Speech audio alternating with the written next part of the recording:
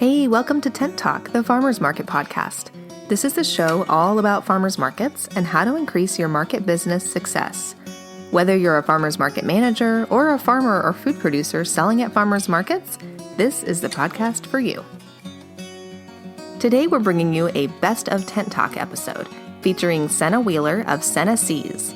Sena will be with us at Intense, the Farmers Market Conference, coming up in just 2 weeks, February 2nd, 3rd, and 4th, talking about how farmers market sales and online sales can bolster one another and how to train and maintain an effective market team.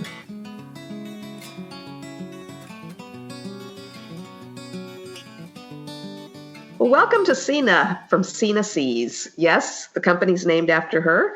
She and her husband operate a commercial fishing operation in Alaska and in Washington. And Washington, Seattle area, right, Sena, is where she does farmers markets. That's right. Actually, we're from the Seattle area and we live in Eastern Washington now. So we do markets on both areas. Oh, wow. Where in Eastern Washington are you? Well, we're in Kashmir. So right near Wenatchee, the apple capital of the world. That's why you hear my allergies, because everything's blooming right. Oh, apple blossoms. Apple blossoms, yeah. But my husband and I are both from Vashon, a little island near Seattle. So we're pretty familiar with the west side as well. So we do both, which is that's great. Yeah, I know Vashon Island. I actually have a ton of relatives in Moses Lake. It's an obscure, small Eastern Washington town.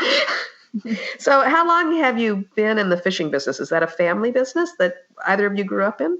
Absolutely. My family is a long, multi-generational fisherman. So my grandpa immigrated from Norway and they were fishermen. And then as his brothers immigrated, they each got a boat, and that's what they did. So they longline, they're part of the Seattle fleet out of Ballard. They fished those beautiful wooden boats. Some of them are still fishing right now. And they did mostly halibut and black cod. And they fished from Alaska down to Mexico. Wow. They fished a lot. And so it's really kind of cool. My mom grew up as a fisherman's daughter. And then I kind of call it an in-law. Her husband, my dad, became a fisherman through her family. So they got him on a boat. They got things passed down. The fishing way is to pass things through family. It's very, that's how they like to do it. So they got him on a boat and then had to kind of make room for my uncle and shift some things around. But there's a lot of boats in the family. So they got him going. And then it's just funny the way it worked out. My husband, Rich, ended up doing the same thing. And he broke in on my dad's boat. And what did he do before he started fishing? Well, he was in college. Oh, well, there you go then. So that's what he does. He's been fishing for 20 years. Oh, wow. Great. Yeah. Yeah. So he broke in long lining and he's really expanded. And he does now halibut and black cod, which is long lining. And then he does salmon. He does the Copper River salmon. There's 5 species that run up there out of Cordova. So he does that as well. So he really took to fishing. He really loves it. So, great. Yeah, so I actually come from 3 generations or more of fishermen wives, so I kind of know the deal. And so what does a fisherman's wife do? What's your side of the business? Well, in this modern day, I have built a business out of fishing, which is really interesting and really fun. But just managing the home, completely while Rich is gone. Is pretty big, and just I guess having that understanding of what the fishing lifestyle is all about. So for us, it's not like Rich is a fisherman and we do our thing. We're a fishing family. We understand the ebb and flow of the fishing lifestyle, and we're kind of all in. So with our business too, our kids are a really big part of it. And we go up to Alaska and we spend 6 weeks up there in the summer, and the kids go out on the boat and they fish with dad, and they come to the farmers markets with us for Sena Seas. So they're very big. They help catch the fish. They help sell the fish. Very big, big family business, family lifestyle, really. That's great. So a lot of farmers, the wives have, or somebody has a day job to keep the farm going. So do either of you do that? Do you have to have an off-season job or a job outside the fishing industry? Well, now Sena Sea is my day job. Gotcha. but I got my master's in food science and fell into fisheries food science because of my fishing. Just it's so natural for me. So I did have a food science career in a food company in Seattle, and I was working full time, and it got to be a lot when we had a couple kids, and Rich was gone so much. So it's been really it's been amazing and something I never expected to be able to build on both my food science career and my fishing history and just knowledge of the business to do Sena Sea and to be able to do that from home and raise kids is really more than I ever imagined, to be able to do that. It's been really cool. Yeah, it sounds like a perfect way to combine all your skills and history and education all in one. How big of boats are they running?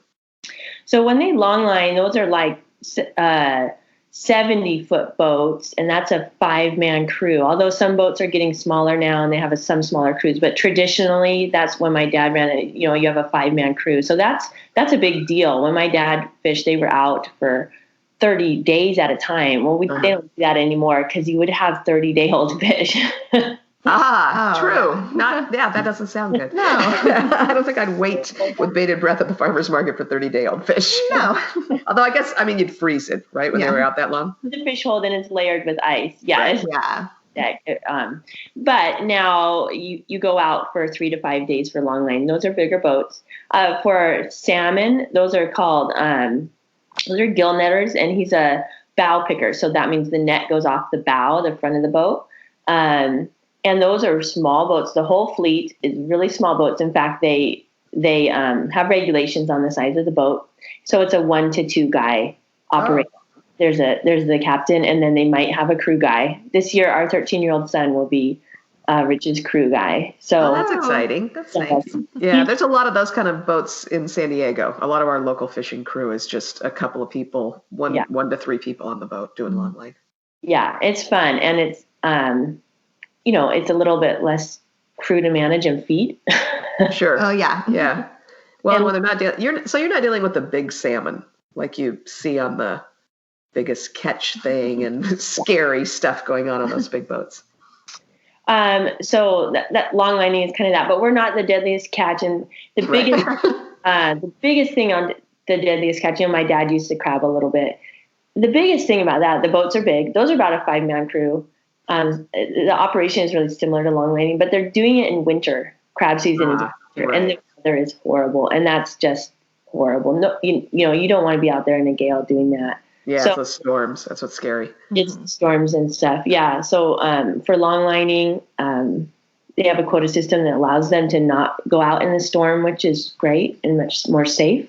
And then for salmon, they can always pretty much they're fishing in the river or in the mouth of the river. It's a big river, so you feel to me it feels like the Sound, but you can always pretty much see the shore unless it's a foggy day.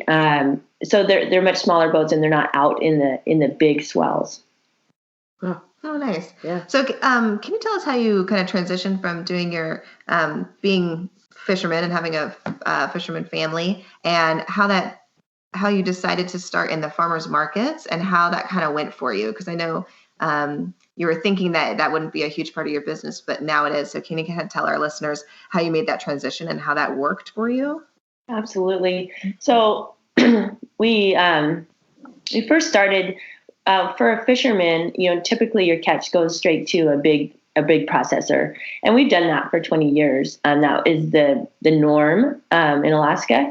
And one day on the drive to Thanksgiving, Rich and I just came up with the idea that we might sell our own catch, and that's called direct marketing in fishermen. In the fisherman world, there's very few, but some people do it. So we kind of decided to direct market some of our fish that we catch ourselves, and we really imagined it as an internet business.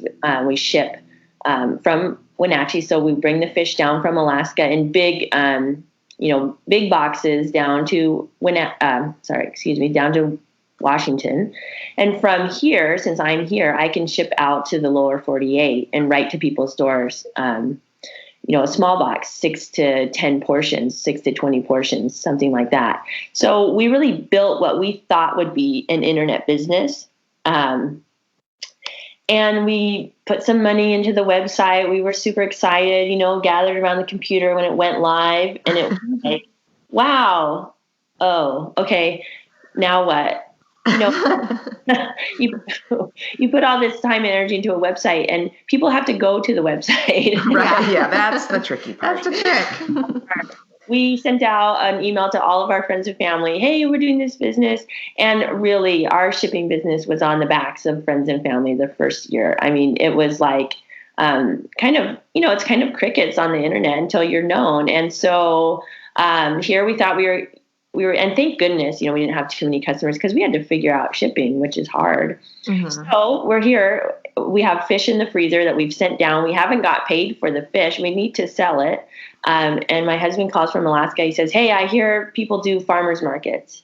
Oh. Get down to the farmers market. Just get that fish sold. So I kind of like, okay, sure, I'll look into that.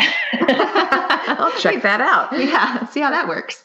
I'd been really kind of making it a point of bringing the kids around to some farmers markets. And so just as, wanting to support on my own. So I got it going, and we got a tent and got out there that first year. It was really halfway through the season. So it was truly an afterthought in our business to move some fish. And what we found is that, for one, it's a lot cheaper to start up in the market than it is to build a website. Right. Mm-hmm. And no shipping cost. And no shipping. Just the learning curve on the market is a lot simpler. So it was really the best thing we did, and probably saved our business, because, if we would have relied just on the internet, it just wouldn't have moved fast enough to make it a real business. So we started going just at our local Wenatchee market, finished out the season, and then talked to a friend who lives on the west side in the Seattle area. And she has managed, work to the booths for different produce, people.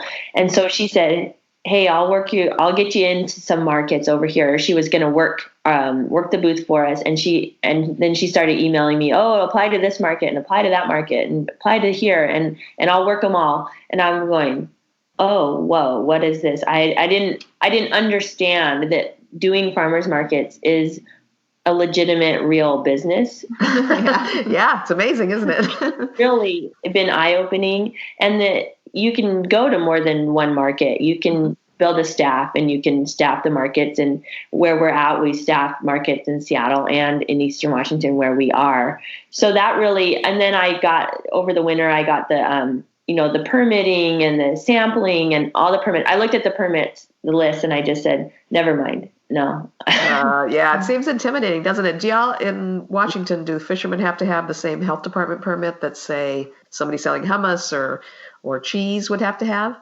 Well, the fish is all cut and processed at a processing facility and vacuum sealed.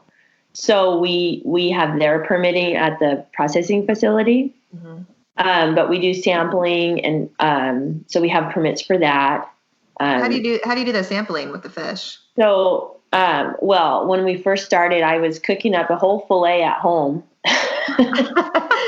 And it was just ridiculous that, at 8 a.m, people don't want a bite of cold fish that you cook in a Yeah. Okay. So I think I'd say, maybe later. Yeah. If I was walking the market, and I don't think I would have been drawn to that first thing in the morning. No. Right. But we started getting some of our salmon smoked. So we have a full smoked line of products, and smoked salmon is delicious any time of the day. Right. True. Yeah. That's true. We sample our smoked salmon. We do a smoked salmon cream cheese spread, also, made for crackers. Smart. And we sample that as well. So the smoked salmon and the salmon spread sample really well. People really enjoy that. So we found that that's a fun thing to bring people into the booth. Is there a fisherman's market up there, maybe on the west side there? So this is kind of a new thing in California. Our farmers, our producers that are coming straight from the farm, don't have to do the health department permitting. They get a permit through the ag department. It's a much lighter thing. It's just sort of an inspection of what they do. And that's how they come to the farmers market. Then the other folks doing jams and bread and coffee beans and all that have a different level of permitting. It's more expensive. It's a little more complicated through the health department. But recently in California, they've opened up a set of legislation that lets the fishermen be considered almost like farmers, but only at certain markets. So we've got a big, the Tuna Harbor fish market now in San Diego. It has to be within a certain amount of feet from the boat. So you can only do it near the water. They're down at a pier at Tuna Harbor, and they then can just bring it straight from the boat onto the tables, and they don't have to process. They don't have to go through the health department and PFRs and all that. Do you have anything like that in Washington? Do you know? That is really cool. We don't have anything like that I know of. We've always fished out of the fisherman's terminal for long lining, and sometimes people put up a sign on their boat on their own. Mm-hmm. You could get some fish off of the boat there.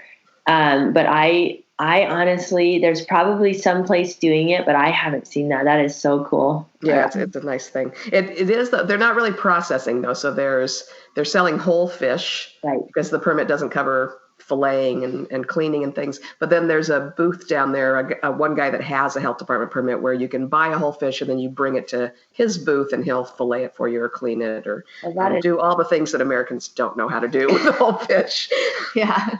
That's really cool. Everything that we bring down, because we catch up in Alaska, so we made the choice to, we actually have it all processed up there. So we cut it, vacuum seal, freeze it, and it's all portions. So it's all 6-ounce portions. And we found, at first we did whole fillets too, and we found that people they love those 6-ounce portions. And I've gotten hooked on it. I've gotten completely spoiled myself. We've always grown up with whole fish at home, or at least you eat a whole fillet for dinner, and now you just pull out these portions for how many people. It's just like, oh my gosh, and they defrost really easily. So we're just spoiled now. You're simplifying. That's good. So organized. So how many farmers markets do y'all do and are they year-round markets? How many markets are you guys doing? So we do, I think last year or the year before, we were up to 12. Oh, wow. Okay, great. Yeah.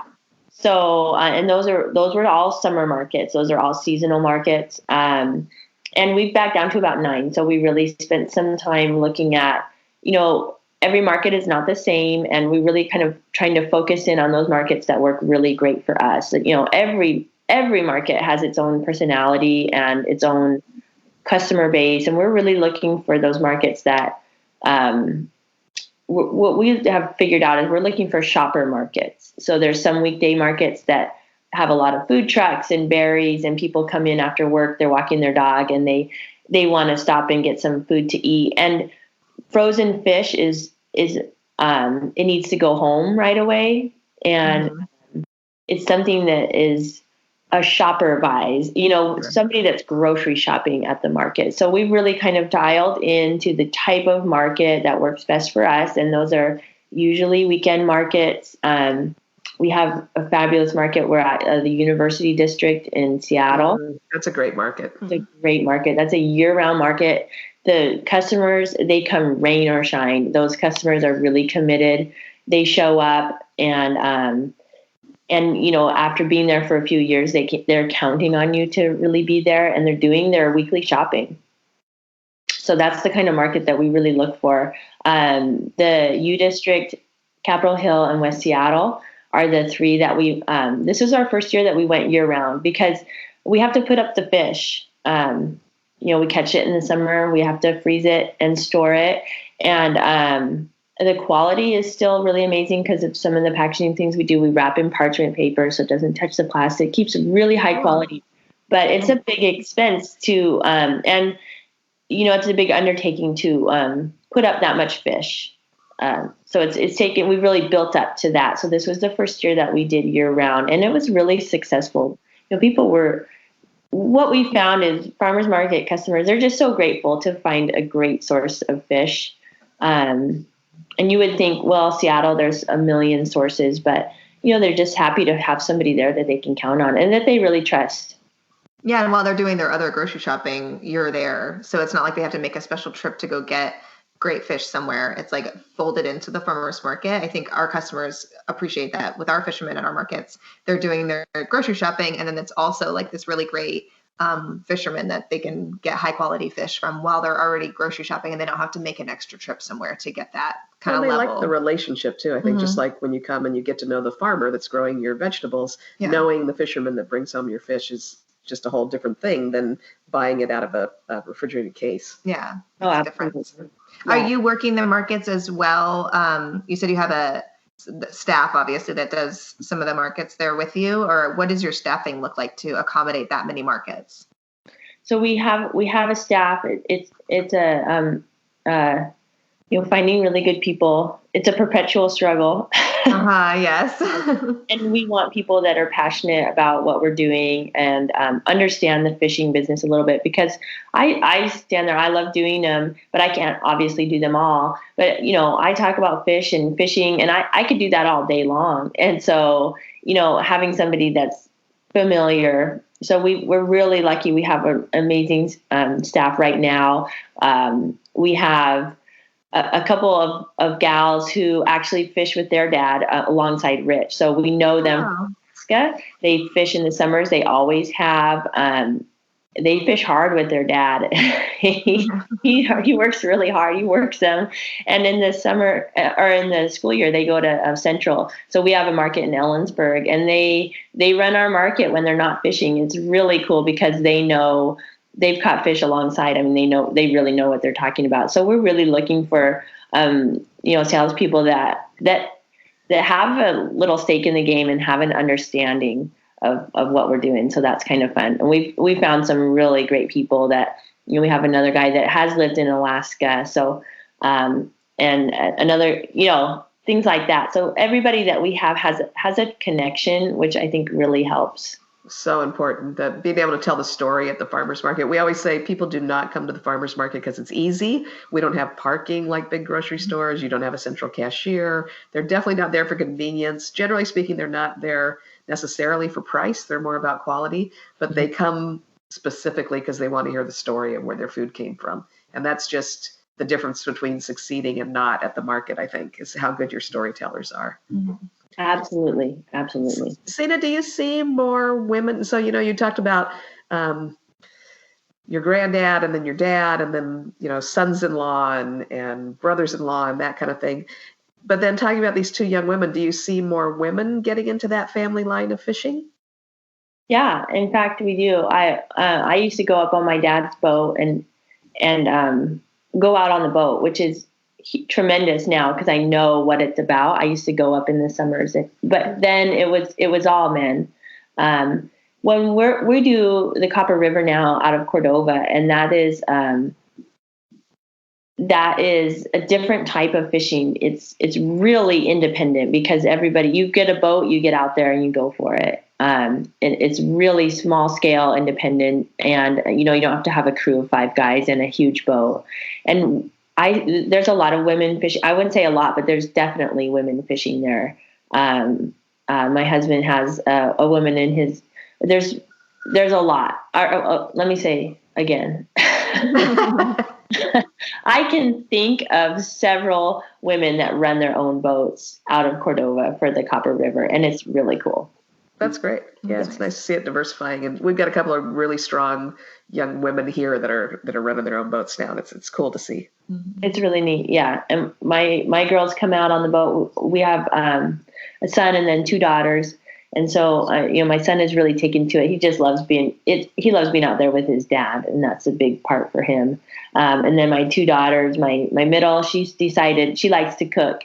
Do recipes with me, which is really fun. And so she's decided that she wants to be the cook on the boat, and she works on recipes. She worked on, she's 10 now, but she was working on her pancakes and stuff like that. So she could cook on the boat. So that's really fun. She's found kind of a role that she likes.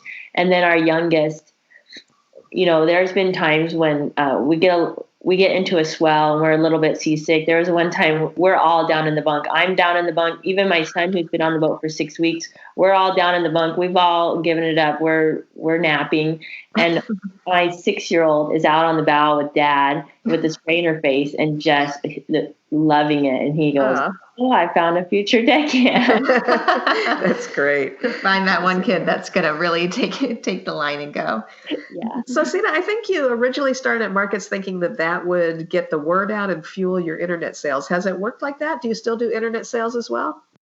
Absolutely. What I have found is the markets just work so hand in hand with the internet. And so what it's allowed for us, when we first started, like I said, I thought we were going to be an internet business. And then we added this kind of side of farmers marketing. And the farmers market very quickly outgrew the internet business by 4 times. Wow. So really, we're a farmers market business with a side of interneting. Gotcha. And the truth is, I used to compartmentalize, even in my head. I did a lot of background work on the internet side, and I really kept the 2 businesses separate in my head. Like, okay, I have an internet business, and then and we go to the markets. And I have realized that even our customer base, even on the internet, we sell to people in Seattle and in Washington that could go to the markets. Maybe they do go to the markets. But not always. Sometimes they need to have it shipped to their door. Even we ship all around the nation. And I realized that all of our customers, if they could go to the market, they would. Mm-hmm. I see them all as people that might aspire to see us at the market, but they can't. So I will also ship it to them. So it's really been a change to me in my marketing and the way I'm talking about it is where that all of our customers would love nothing more than to come down and see us at the market and me hand them their fish. But people are either live somewhere else or they might be too busy and they might miss us at the market. So it's really been a shift for me to realize that the farmers market is a big part of our business. At first I didn't even put it on Instagram because I thought, well, these are people around the nation and they don't want to hear about our farmers markets in Washington. Like, that's almost unfair. Yeah. Just teasing it. That's what we Look at this too. Beautiful market. You can't come. Yeah. I realized, we have an amazing farmers market in Seattle. If we're selling amazing fish to people in Seattle and they're loving it at the farmers market, that legitimizes our business. Somebody from Nebraska would love to buy that fish. Right.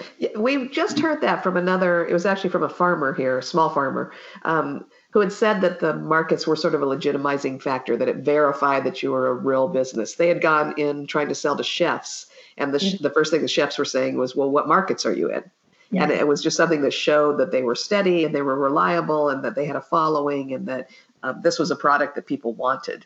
So that the markets that have kind of it just sort of verifies who you are, I think, for people that are buying in that magic and ephemeral world of the internet where you don't really know who you're dealing with. If you can see that, yes, you're a live person, you've got real fish at the farmers markets, that probably gives them a comfort level. Mm-hmm.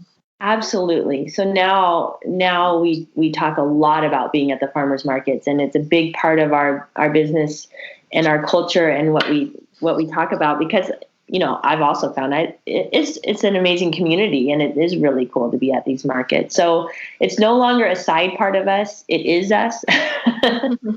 Right. And it's just folded into your business. It sounds like it's just part of your big plan and it's working so well for you. Well, and they're both direct marketing. So you're not looking at, do I go to the farmer's market and keep all the money in my pocket, or do I sell it on the internet and keep it all in my pocket? Yeah. A lot of times the only choices people have are, we sell it at the market and keep all of it, or we sell it to a packing house and get cents on the dollar. Is there a big difference in your margin if you're selling direct, Sena, versus selling to a big distributor? No. To a big distributor, yeah. Yeah. Internet versus markets. The markets, I mean, they bring us amazing tools. So not just being able to get fish sold, but the markets is what we use to judge the price. At the market, you play with the price. You can really find that sweet spot. And so we use the markets to gauge price. We use the markets to gauge acceptance. I mean, we can bring a new product down, a new size, or we do some really interesting stuff because we cut it all ourselves. So we do chops. So we're taking the scrape meat. We're actually literally scraping the backbone of, say, a Copper River. The salmon's so valuable and it's such an amazing resource. So we scrape the backbone, so we're not wasting any flesh.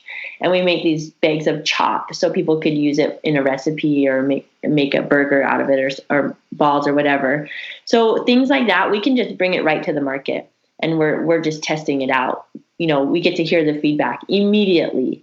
So the market has turned into, that's where we get our feedback, and we're talking to the customers all day long. You immediately know, you bring a product to the market, that afternoon, boy, love that, or that felt like a reach for people. So the market is kind of our testing ground.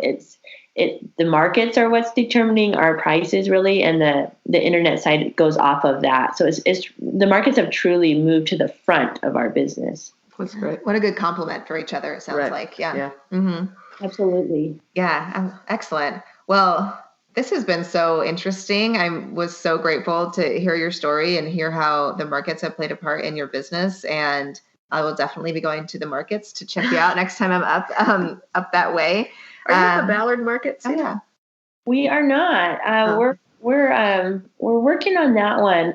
A lot of people ask that because we're fish, but that is a place where there's a lot of markets are asking us if we can be there, and that's why sometimes we grow so much, because they want fish. But there's some long-standing fish places there, so we'll break into that one.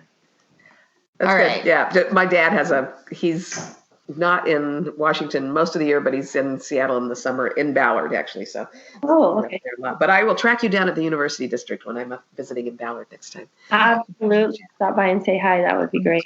Perfect. Excellent. Do you have a question of the week, Bridge? Yeah, I think our question of the week should be fish related. So I was going to maybe have it be, what's maybe the most unique or the best fish that you've had? I don't know if you guys find some kind of different stuff out there when you're catching, or just the best way that you've prepared a certain kind of fish that is your favorite. So I'll give you a minute to think about that, Sena. But Kat, what do you think? What's a fish dish that's kind of sticks in your mind? I like whole fish. I love going to a Thai restaurant or somewhere where they do a whole fish and stuff it with spices and things and then bring it out to you whole. But I also love the live sea urchins that we get at the farmers market here in San Diego. We got a lot of urchin divers, so they crack them right open, wash them out a little bit. Sometimes they'll put a little ceviche on them or just some hot sauce, and it just. I think I said this on the Travel Channel. It tastes like the ocean. Yeah, that's your quote for urchin. Right. The urchin are a big draw at our market. We get a lot of kind of tourists that get really excited about that. So it's fun. It's a little photo op and tastes good, and they're in abundance around here. The spine's still moving as you're scooping them out with a spoon. It's a little creepy, but it's so tasty. Not my style, but that's good for everybody. Yeah. I think I got a fish. We used to have a fish vendor at a market a long time ago, Papa's Fresh Fish, and I would always get like really simple, like we get a lot of mahi here, and I just get like a really simple fillet or something, and he'd always ask me, how are you going to prepare that? I'm like, I just stick it in the oven, Mark. I just put lemon on it and I stick it in the oven, and then that's it. I'm really simple. And one day he brought me a whole rock fish. Like a bright red with like the eyeball and the whole thing. And I was like, he's like, here, I want you to have this. He told me how to cook it. I was like, I don't think this is going to work. And I went home and he gave me a nice recipe for baking it, but I stuffed like potatoes in it and lemon and put all sorts of spices on it, put it in the oven, pulled it out. And if you listen to this podcast, you know that I'm not a chef or anything close to it. And it was so delicious, and my kids were really grossed out, but then they ended up eating it, and they thought it was fun and funny, and we learned a lot about fish, and it was a really great experience just to have that whole fish and take it home and eat it, and it was delicious. The rockfish was really good. Yeah, rockfish is great. Yeah. Sena, what's the kind of one of the best fish? I'm sure you've had a lot of great fish, but what's one that stands out to you? I'm spoiled. I've had a lot of great fish. I love rockfish. They're so ugly, but they're really good. They are ugly and delicious. Yes. The top notch is your Copper River King. That's just like there's nothing can compare to a Copper River King. It's rare or not rare. The season is short, and so I only get to eat Copper River King like 1 week out of the year. So that's tops when you get your hands on it. But just For every day, we eat a lot of black cod, and it's a really fun one. Black cod is also known as sablefish. It's a white fish, but really high in omega-3s. So it's fatty, super silky. The texture never dries out. You cook it different than other fish. You can cook it really hot and kind of crisp it, and then it's always just this silky texture. It's amazing. A lot of people find it in restaurants, but what I love is when we have guests, I'll make black cod because you can't mess it up. You can't overcook it. And then your people are just blown away, and it makes you look like such an amazing chef and really in the oven. This sounds like a fish that I need in my life right so now. Good.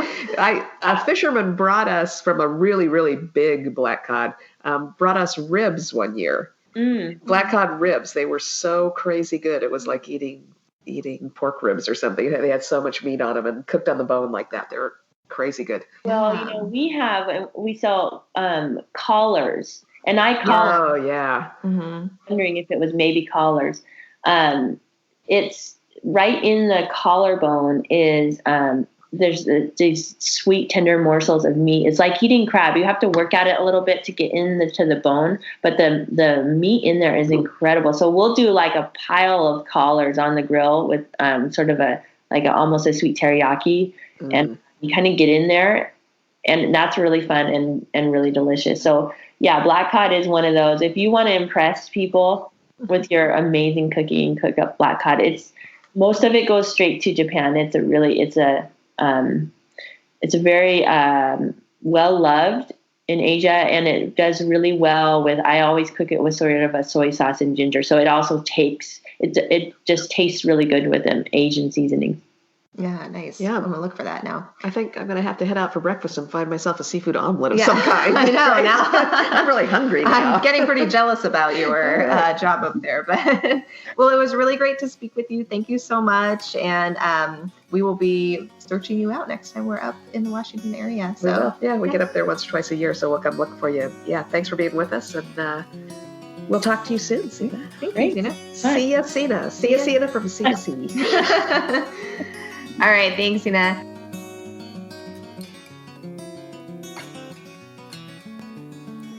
Hey, thanks for listening to Tent Talk. Please leave us a review on iTunes, Stitcher, or wherever you access your podcast, and tell us how you're enjoying the podcast. And be sure to subscribe to our podcast so you don't miss the next episode. And if you want more farmers market tips, tricks, and information, you can subscribe to our weekly newsletter at farmersmarketpros.com and follow us on Instagram at farmersmarketpros. The 4th annual Intense the Farmers Market Conference is coming right up on February 2nd, 3rd, and 4th. Register right now at farmersmarketpros.com. This podcast is produced by Farmers Market Pros, where passion meets profit. Today's episode was recorded by Adam Samaha and edited by Justine Marzoni Mead. Original music by David Mead. Thanks so much for listening.